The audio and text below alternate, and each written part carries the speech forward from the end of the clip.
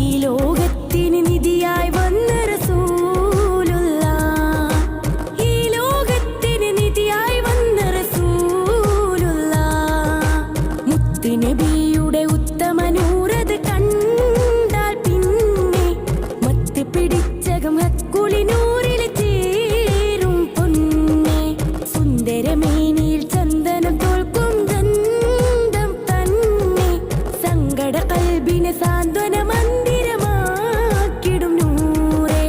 എന്ത് ചന്തം നിന്റെ ഹബീബിന്, എന്തൊരു വെട്ടം പൂമുഖത്തിന്. ഈ ഒരു മുത്തിന് പകരം ഈ ഒരു ലോകത്തിന് വരെയും ഒരു മഹ്ലൂക്ക്